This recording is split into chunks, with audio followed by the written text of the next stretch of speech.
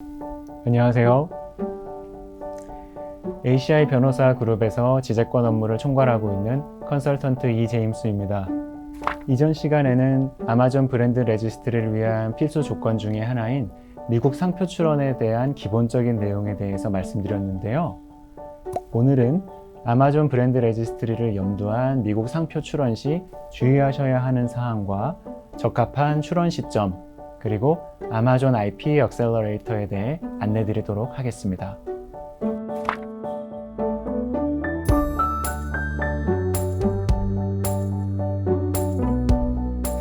앞선 영상에서 특허청 심사에서 발생할 수 있는 두 가지 심각한 거절, 첫 번째, 상표로서의 부적합성으로 인한 거절과 충돌 가능성이 있는 유사 상표의 존재로 인한 거절이 있다고 말씀드렸습니다. 그렇다면 상표로서 부적합한 경우에는 어떤 것이 있을까요?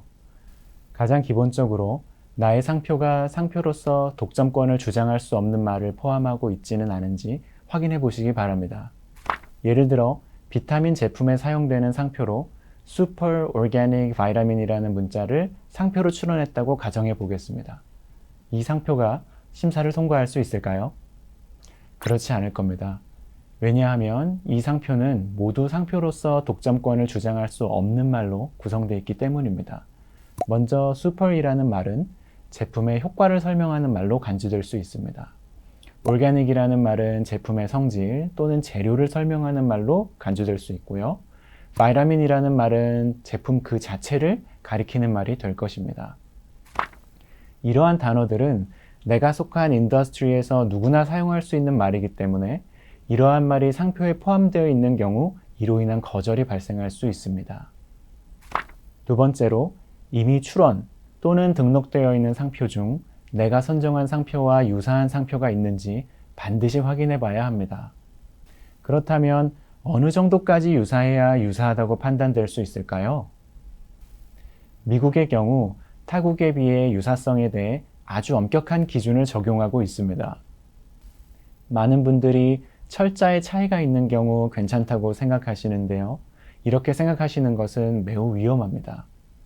왜냐하면 심사관은 유사성을 판단할 때 철자뿐만 아니라 발음, 의미, 전반적인 인상이 유사한 경우라도 유사성이 있다고 판단할 수 있기 때문입니다. 예를 들어 다음 두 상표의 경우 비록 철자의 차이가 있지만 발음이 유사하기 때문에 유사하다고 판단될 수 있습니다. 또 다른 예로 LUPO라는 상표와 WOLF라는 상표는 철자가 다르며 발음도 유사하지 않지만 그 의미가 늑대라는 뜻으로 동일하기 때문에 유사한 상표가 될 수 있습니다.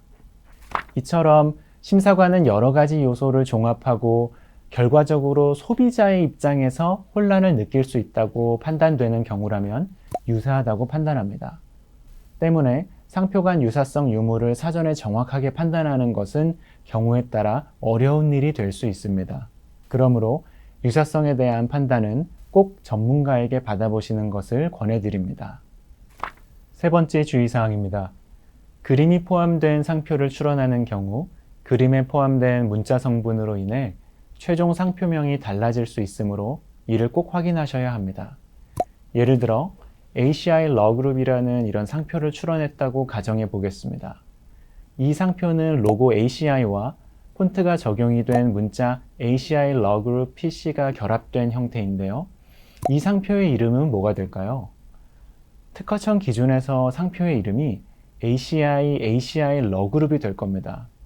왜냐하면 특허청은 상표에 존재하는 모든 문자 성분을 출원 상표의 이름으로 간주하기 때문입니다. 상표 이름은 특허청 웹사이트에 상표를 검색했을 때 바로 이 부분에 나오게 되는데요. 문제는 내가 아마존에 신청한 브랜드의 이름과 특허청 상표의 이름이 동일해야 한다는 것입니다. 셀러가 브랜드 레지스트리를 신청하면 아마존은 셀러가 제공한 상표의 출원번호 또는 등록번호를 사용해 특허청 데이터베이스에서 상표의 정보를 조회합니다. 이때 브랜드명과 상표명이 일치하지 않는 경우 브랜드 레지스트리가 거절될 수 있습니다. 그러므로 그림이 포함된 상표를 출원하는 경우 그림에 포함된 문자로 인해 상표 이름이 달라지지는 않는지 꼭 확인하시기 바라겠습니다. 네 번째 말씀드릴 내용은 출원 시점에 관한 것입니다. 상표와 지정 상품이 선정되었다면 언제 상표를 출원하는 것이 가장 좋을까요? 일반적으로는 사용 의도를 근거로 하여 가능한 신속히 출원하는 것이 좋습니다. 그 이유는 다른 유사 상표보다 하루라도 먼저 우선한 출원일을 갖는 것이 매우 중요하기 때문입니다. 2019년 기준 미국에 출원된 상표가 류의 개수를 기준으로 총 67만 3,233건인데요. 이는 동일한 기준으로 하루에 약 1,800개의 상표가 출원되었다는 것을 의미합니다. 이처럼 하루에도 많은 상표가 미국에 접수되고 있으므로 시간이 지남에 따라 나와 유사한 상표가 먼저 출원될 가능성은 점점 커지게 됩니다. 누군가 나와 유사한 상표를 유사한 제품 영역에 하루라도 먼저 접수한다면 어떻게 될까요? 나의 출원은 그 상표로 인해 심사가 보류되거나 최종적으로는 거절될 수도 있습니다. 특허청은 상표가 접수된 날을 기준으로 심사 순서를 부여하고 그 상표보다 나중에 출원된 유사 상표에 대해서는 심사 보류 또는 거절을 하기 때문에 가능한 빠른 접수일을 받는 것은 아주 중요합니다. 그러므로 상표와 지정 상품이 정해졌다면 비록 미국의 상표가 사용되기 전이라도 사용 의도를 근거로 신속히 출원하시는 것을 권해드립니다. 끝으로 최근 많은 분들이 관심을 갖고 계시는 아마존 IP 액셀러레이터에 대해 말씀드리고자 합니다. 지난 영상에서는 아마존 브랜드 레지스트리의 조건 중 하나로 상표가 등록되어야 한다고 말씀드렸는데요.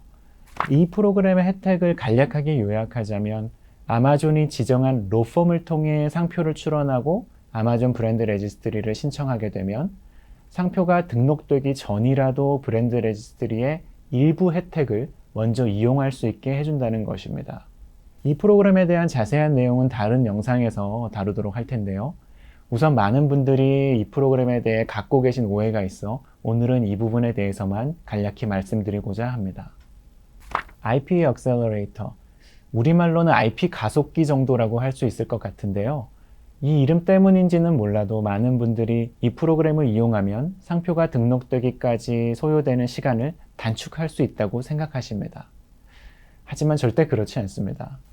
앞서 특허청이 출원서가 접수된 순서대로 심사를 한다고 말씀드렸는데요.